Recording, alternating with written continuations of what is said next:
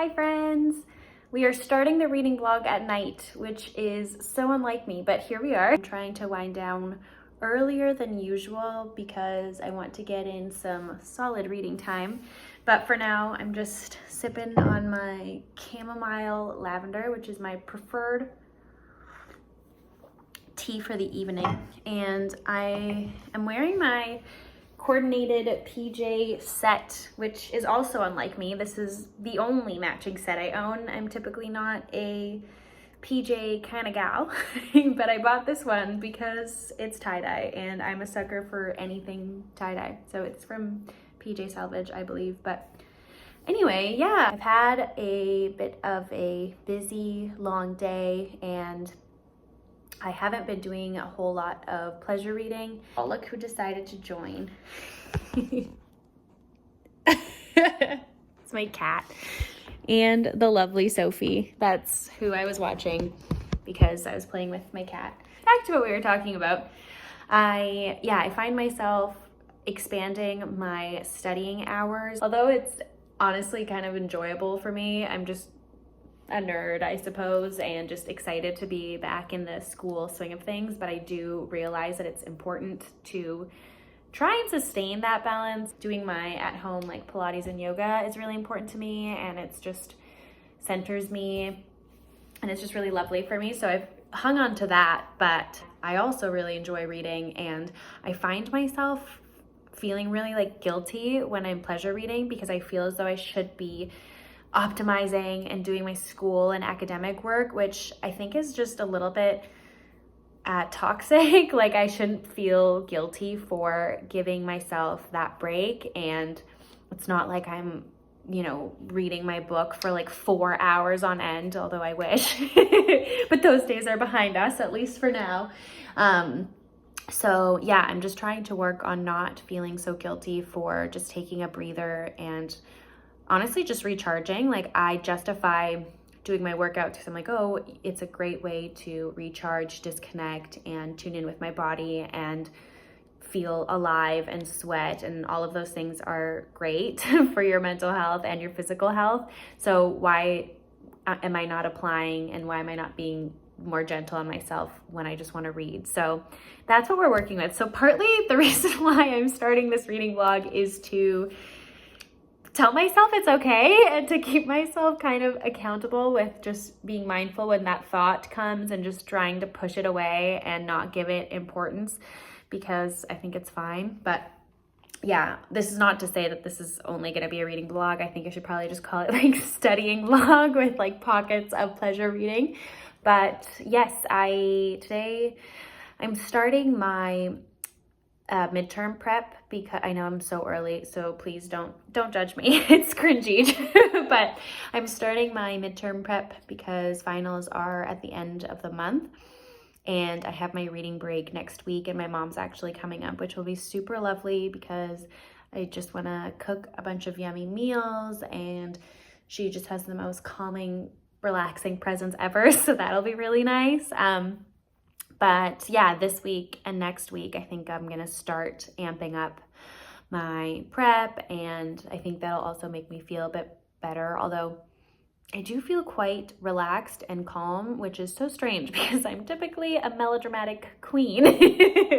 But yeah, I think Charlie was saying like that calmness comes from just feeling like confident that you know the material and like you're trying your best. So I think he's right. I'm trying my best. And as for reading, pleasure reading, I picked up the Cookie Mueller book, Walking Through Water. Oh my God, the name is so long and I can't remember, but I'll insert a picture here. You'll see that cover in the coming clips, I'm sure. But I think I got like 30 pages in like a week ago, and I haven't picked it up since. So I'm hoping to make a slight dent this evening and we can converse. I'm so excited about this, but I am waiting for a special delivery from my mother because Penguin Random House accidentally sent a book to my old address, and so my mom's bringing it over. But I got the latest Billy-Ray Belcourt, his first actual novel, so debut novel, and I'm just itching to read that, as well as Joshua Whitehead's nonfiction work as well. I'm just so spoiled. I'm so thankful. So yes, those are some exciting packages that are likely to arrive as we're hanging out. So you'll be able to see. The only exciting bit that you're gonna get in this whole reading vlog will be me getting those packages. So buckle up for a lot of studying, a lot of like time lapses, and hopefully some interesting snippets of my thoughts on Cookie Mueller. So yes, that's what you're in for. I hope that's enjoyable.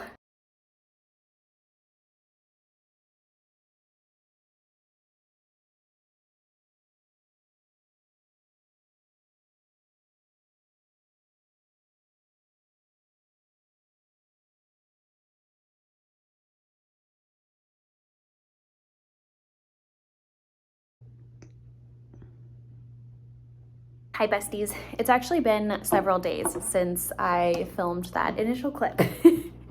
I love how I was like, I need to make time for reading, has not made any time for reading. Well, actually that's a lie, but there was a few days in there that I just really did not make time for reading at all, but I swear I'm trying to get better. But anyways, I wanted to do a bookish update because, believe it or not, there is one. The first one being, I'm gonna be honest, I DNF'd the Cookie Mueller book. No disrespect, I think I just was not in the mood to read essays, and although I am drawn to the absurd and the slightly ridiculous, surrealist vibe at the minute because it's such a departure from the other stuff I'm reading for school / what my life looks like at the minute, so it's nice like escapism. But for some reason, I was just not having it. I don't know. I just was not in the mood to read a person's diary, and I just needed something, either like a story or just something otherworldly, and that just wasn't cutting it for me. So as opposed to just pushing through, like I think I typically would have, just because I know that that's a book that in another circumstance I would have enjoyed. I just don't have the luxury of time to just waste on something that I'm not 100% vibing with. So I just made the executive call to put her away for now. I'm not getting rid of it or anything. I just was not in the mood for what I thought I was gonna like. So I went to my happy place, which I might be repeating myself, so apologies, but I live very close to a Value Village. Now, if you're not Canadian, or I don't know if maybe that's just like a BC thing, but if you're American, just imagine like a Goodwill, okay? I live very close to a Value Village, and nothing brings me more joy than taking myself out on a little solo date, walking over to Value Village and seeing all the little trinkets, all the home stuff that they have, that all these old ladies, I assume, are donating on a weekly basis, because the turnaround of that Value Village is truly incredible. And yeah, it just brings me so much joy to look at the home stuff. I do dabble in the men's sweater section from time to time. I've not been so successful, but with home stuff, I can always find a little something, something. But also, I discovered that they have quite an expansive book selection, and everything is like $2, which is crazy. So I was just browsing, as you do, and I found this. First of all, the cover weird, and it pulled me in immediately, and then lo and behold, I see this. And I go, who in the middle of nowhere, which is where I'm living now, is reading Sheila Heti? Just kidding. It's not actually by Sheila Heti, but I was still like, okay, I mean, the cover is one thing, but blurb from Miss Heti is another. And this is called The Babysitter at Rest by Jen George. So there's nothing to go off of. So I ended up just buying it, and I've been reading and friggin' vibing, okay? This is such a weird book, so I'm hesitant to recommend it because it's fucking deprived, and you're gonna be like, why is she reading this? This is like really fucky. But yeah, so it's a collection of short stories, and they were just what I was in the mood for. I mean, a little more depraved than I thought I wanted, but there's something about these stories that is so grotesque and low-key repulsive, but I keep on thinking about them while I'm walking to school, while I'm cooking. They've just somehow really permeated the psyche, and here we are. So I've read about 3 stories, and I think there's 5. Let me just see here. Yeah, there's 5, and I've read Guidance / The Party, The Babysitter at Rest, and I'm now reading Take Care of Me Forever. And yeah, just Jen George's voice is quite distinct. It's very crisp. It's a poignant look at womanhood and the absurdities and restraints that we encounter in life. And I don't really know how to describe these stories, to be quite honest. The first one, we meet a gal who is on the cusp of her 33rd birthday or year around the sun, and she is visited by this guide who instructs her that she has low-key failed at womanhood and adulthood, and these are the ways that she can try and piece together the last tiny little and save the tiny little sliver of hope that is left by throwing this very opulent and ornate party to welcome her guests. Anyways, it's all very bizarre. The second one gets even weirder. And that one, it's like a fever dream. All of these are like a pleasant but also weird nightmare.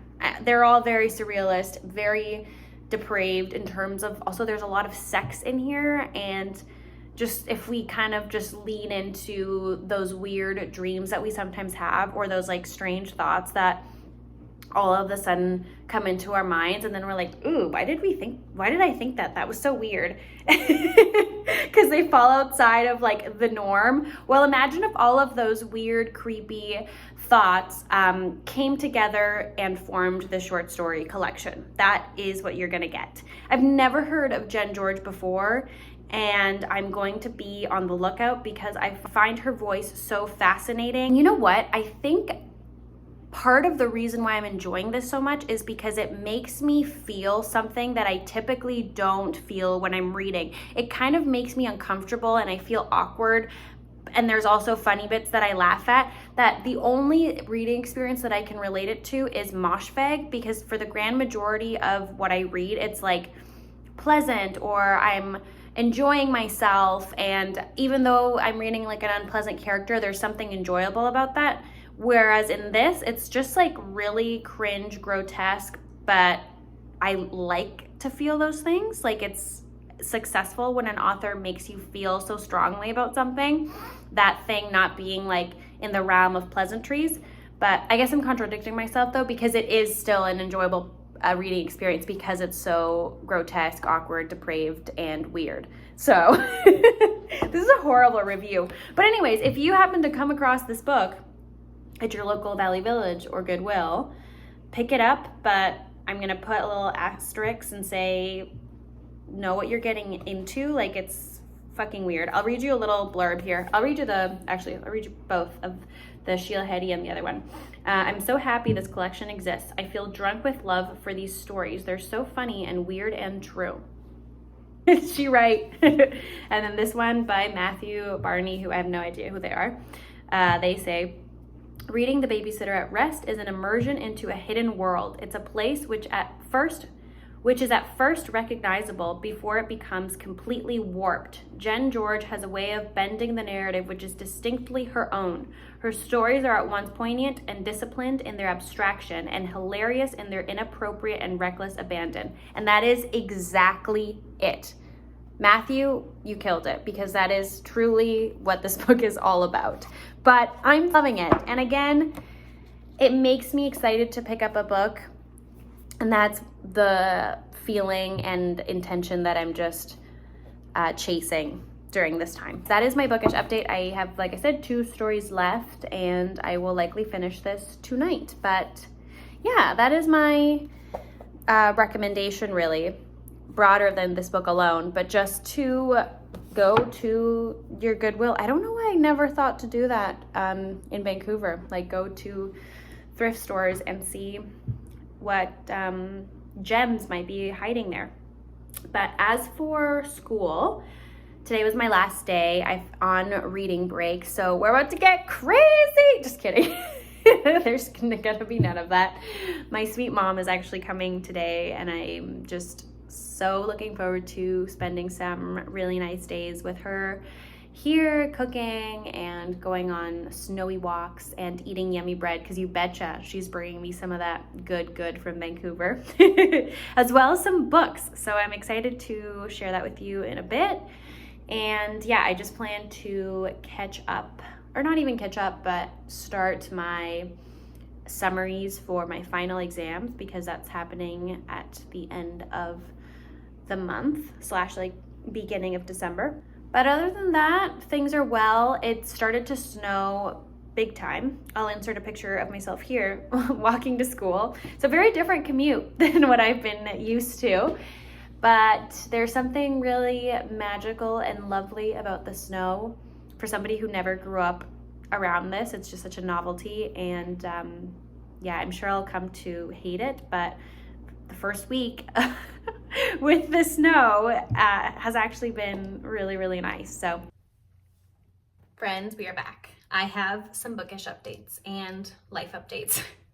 Life update number one, my mom has come and gone. We had the best week together, cooking a lot and walking in -13 weather, which was truly a first for me. First thing we did was get myself some winter boots. Winter boots. I got mittens, glove, a little toque. So I'm much more prepared for the winter than I was a week ago. But yeah, it was just really nice to be able to spend some time with her. I had my reading break. I think I mentioned that already, but that's why she came up here. And I did not have school, although I did study every single day. So I think for those that are remotely interested in my studying process, I guess, I will share this with you for that one person that cares about law school content.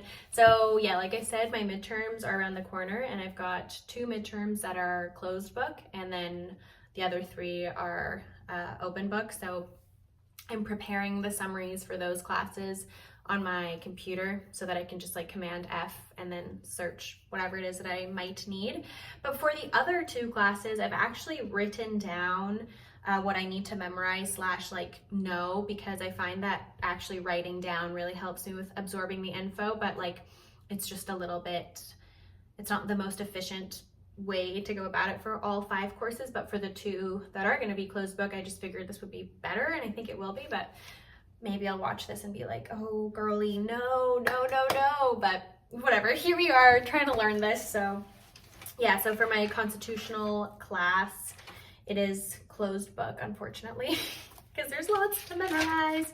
So I have just written down my like validity, operability, and applicability. And so I've written down what all of that means, and then some relevant cases to cite. I'm just doing a couple for each, because obviously I won't be able to remember everything that we've covered, especially because for my constitutional class, we cover so much per class. It's honestly kind of ridiculous. So yeah, I just will not be able to memorize absolutely everything. But yeah, that's what I've done for my constitutional class. And then for my contracts, which is the other closed book, the only thing that we are going to get is the syllabus, which is actually super helpful. So what I'm trying to do is memorize the like rule or ratio of each of the cases, so that I can just instantly pull that information up without really having to spend too much time thinking like, oh, what was this case about? So I just hope that on the day of the exam, I'll look at the syllabus and know exactly where to go and which cases to cite. So for that, I've just written out, and I'm gonna potentially like cut these. I haven't done all of it for this class, but I've just written them out like this so that I can just read through this every single day until it's all in here. But that's what I've done with that. And then I take my notes on OneNote during class / my like reading notes, where I have my case briefs. And what I mean by case briefs, it's just like for each case you have your issue, the facts, the rule, and the conclusion or the analysis. So I do that for every case. So I have that on my computer, but then I just pull like the important stuff and write it down. But for my summaries that I'll be bringing into the exam, I'm again just like taking out all of the fluff or relevant stuff and then just having more of a condensed note situation for that. So we're working on it. It's a lot to all do at once and tackle in like the week that I had off, but I feel pretty good about what I did get done, especially for constitutional and just having down validity and operability and applicability. Makes me feel, sorry, oh my gosh. As for reading updates, I did finish The Babysitter at Rest and thoroughly enjoyed it. It was so weird. So like, do your research before you buy that book per my recommendation, because I feel like it's going to be one that most people are gonna hate because it is so weird, but it worked for the time that I needed it to work for me. So it was awesome. I actually am reading 2 books at once, which is so unlike me, but my sweet mom came with some gifts, and this one being the most special one, and it is Billy-Ray Belcourt's latest novel, which I'm so excited because he's only written poetry and nonfiction before, so this is his debut, and it's called A Minor Chorus. And thank you to Penguin Random House, actually. My mother just was the transport gal, but yeah, they accidentally sent it to my Vancouver address, and so I cannot believe that I'm holding this. I am just such a huge lover of his work, and I've only read a few pages. I'm on page 23, and already I'm just like, we are not worthy. So I think this is like semi-autobiographical because the unnamed narrator is struggling with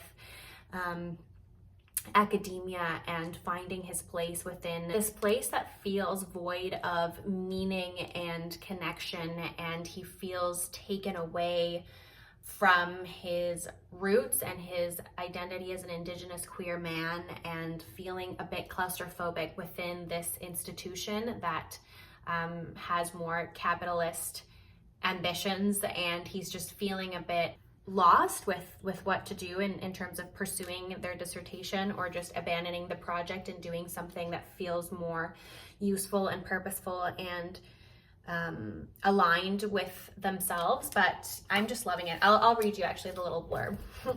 An unnamed narrator abandons his unfinished thesis and returns to northern Alberta in search of what eludes him, the shape of the novel he yearns to write, an autobiography of his rural hometown, the answers to existential questions about family, love, and happiness. I'm not going to read you the rest, but how good is that little taster? So I guess now I know that he actually does drop out and move to Alberta, but I'm not there yet. So yeah, I started this while my mom was here. But before she came, I actually just read the first chapter of Optic Nerve by Maria Gainza. And I've talked about this before because this was on one of the last books I bought before leaving the bookstore. And it just has to do with like art criticism, looking at art through the lens of this art critic slash like tourist guide who lives in Chile, I believe. No, not Chile. Buenos Aires. Yeah, so not Chile.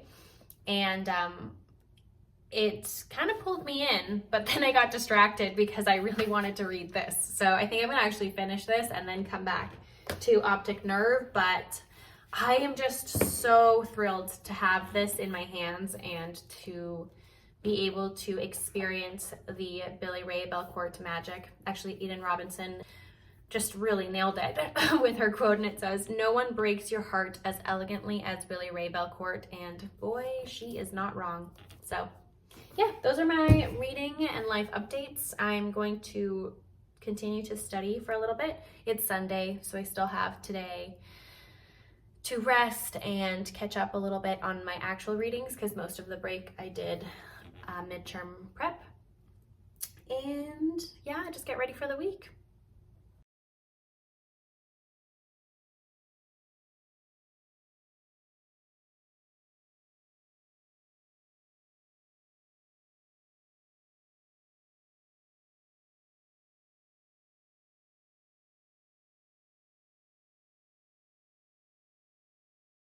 Friends, so it has been a minute. I feel like it's been like 3 weeks since I last filmed anything.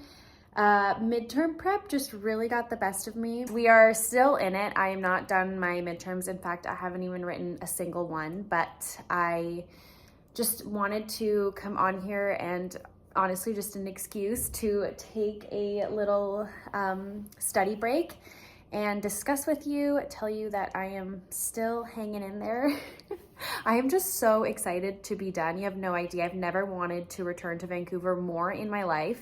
I've made a list of like all of the bookstores I want to go to, the cafes, my favorite restaurants, all my lovely friends that I want to see, because I've just been ghosting everyone. So yeah, anyway, I have found, if you can believe it, little pockets of time to read.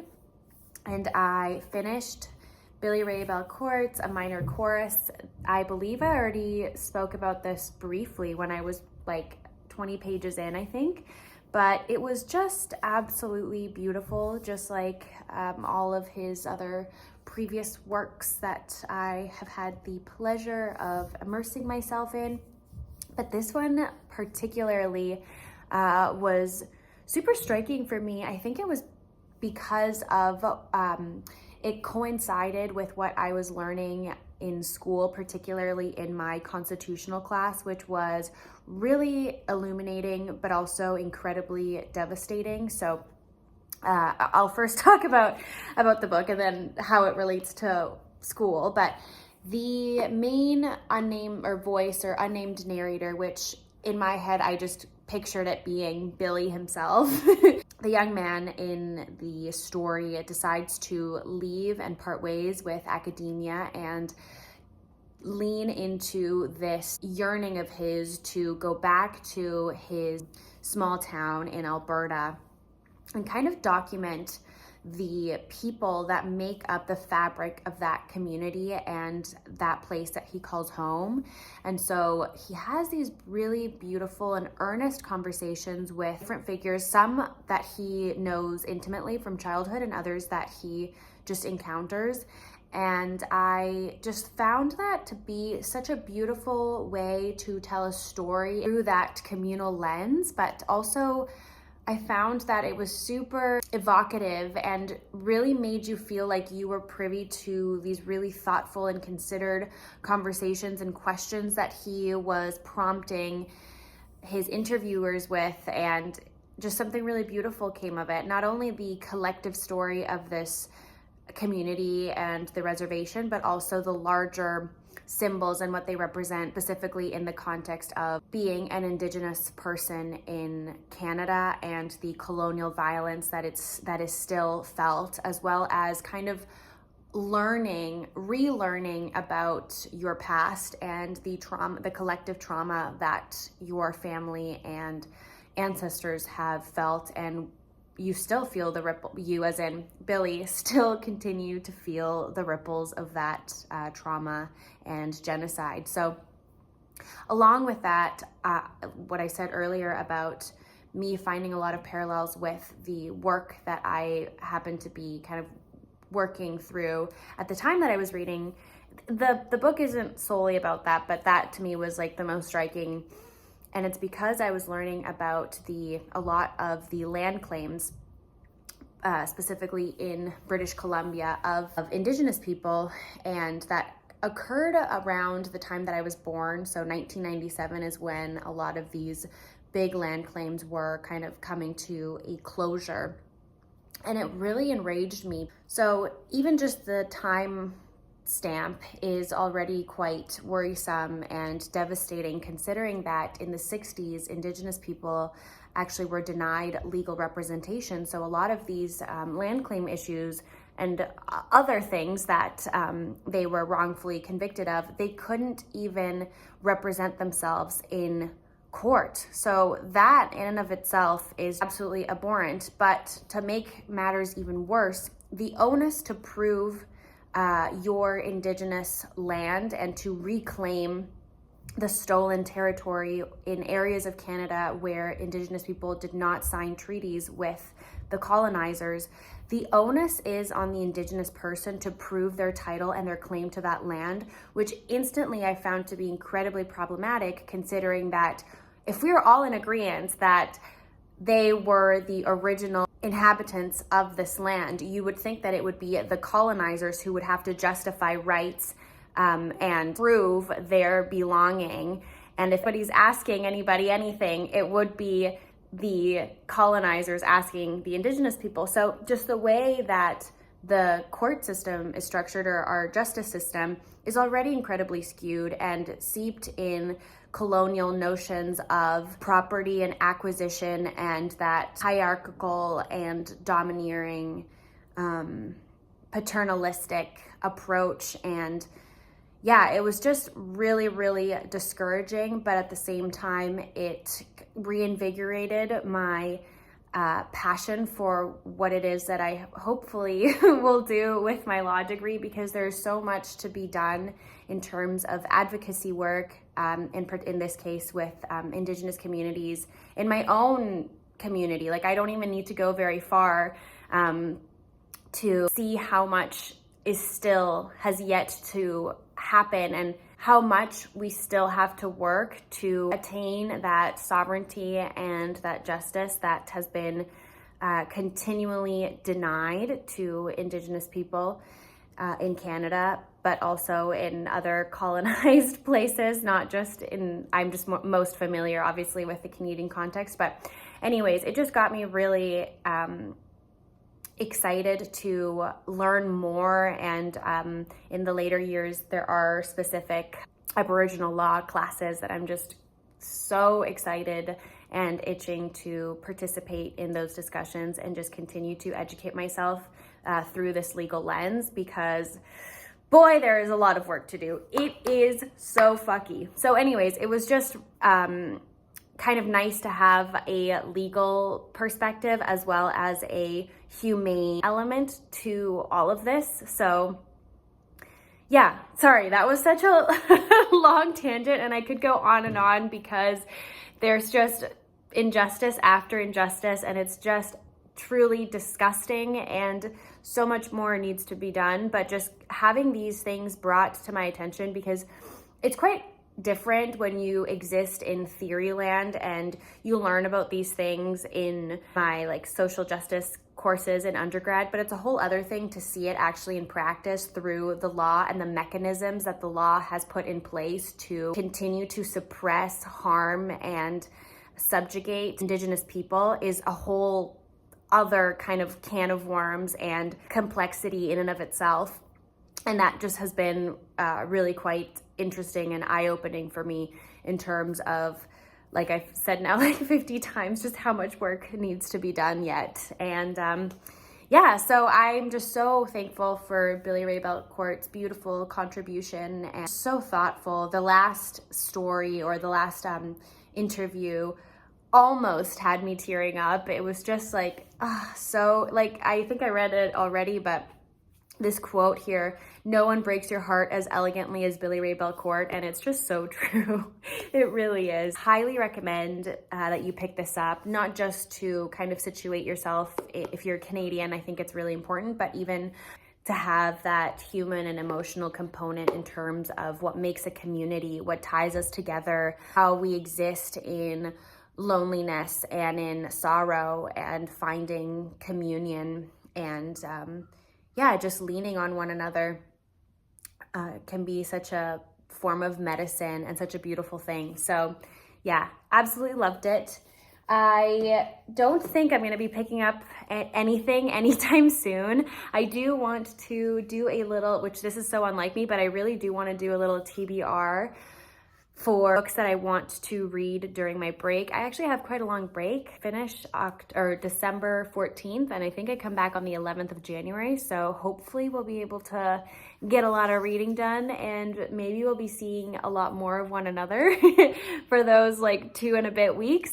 But just know that I'm thinking about you whenever I'm just like deep in school. I'm always like, oh, I just wish I could film and see what everyone else is up to, because I'm always thinking about you and you're always missed, but it's just been a little bit tricky to fit you in. But yeah, I hope you enjoyed this very scrambly reading vlog, and it's all been inside my house.